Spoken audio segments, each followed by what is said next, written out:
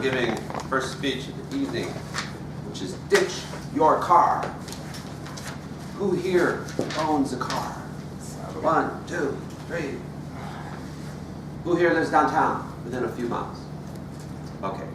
Well, I'm going to give you my story and then hopefully you'll learn something from it. We'll see. But I actually live downtown, and until a few years ago, I had my own car. I had actually given a speech about my car. It was a BMW Z4, very high maintenance. I love the car. Just as an example, one of the speeches I gave in the car needed a light bulb and it cost $1,300. So in my little BMWs, I ended up getting it cheaper, but the point is it was expensive to upkeep. And when my little BMW Z4 needed a new transmission, I thought maybe now's the time to get rid of it. And up till then, a few years ago, I'd been without a car with the car most of my adult life. And I was kind of like, what am I going to do without a car? It's like my whole life will change. But what I found out, and what I keep finding out as time goes by, it's probably seriously one of the greatest things I've ever done, was ditch my car.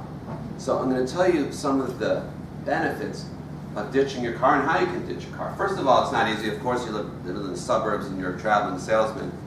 You're not going to want to ditch your car.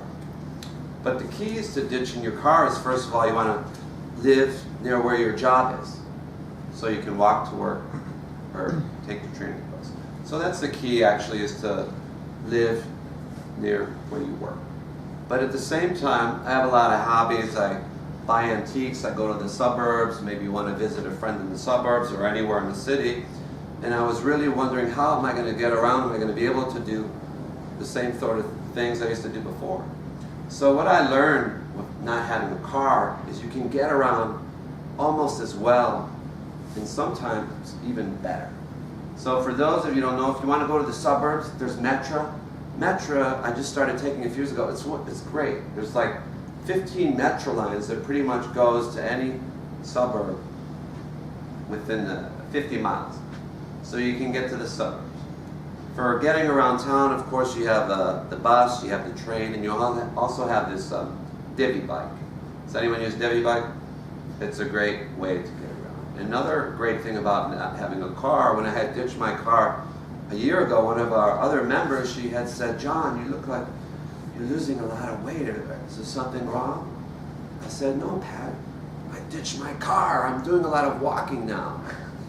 I mean, it's not a perfect system. If you ditch your car and you go to the suburbs, sometimes I'll walk a few miles. So there are trade-offs. But just to show how great it was and other things you get from ditching your car, I was talking to my brother over the phone, and he many times travels to New York City. And I was telling him, "Joe, ditching my car was the best thing I've ever done."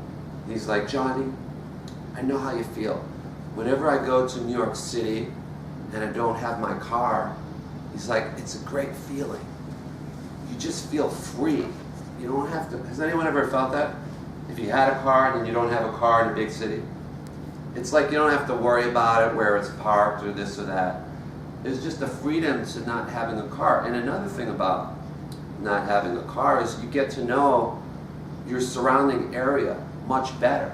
One of the reasons I used to go to the suburbs quite often is I go to antique shops. I buy old sterling silver items, and I go to antique shops all over.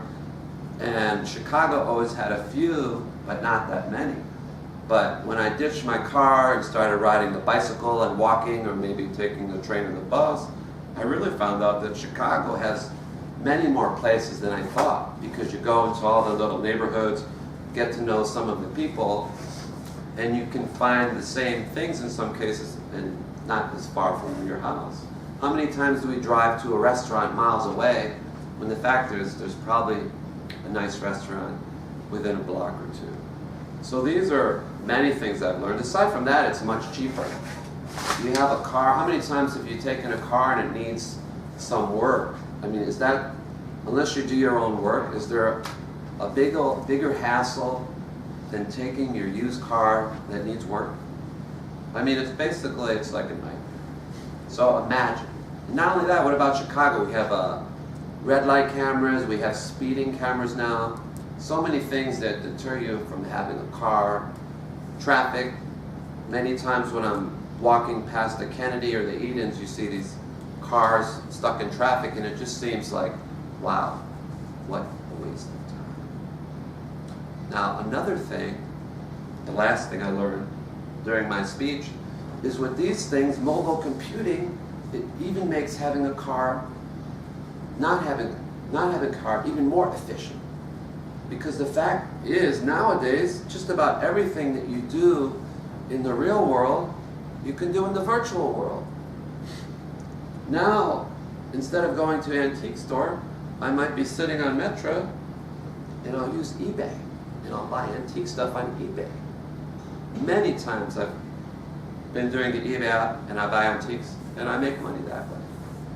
And what about everyone else? If you're not into antiques, or maybe you're grading papers, or you're reading stuff for work, or going through emails for work, instead of sitting in traffic, you can be much more efficient just doing this work on your phone.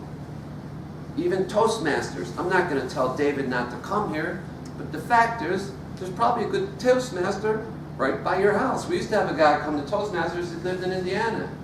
It's not like I didn't like having him here, but I bet you had a Toastmasters there.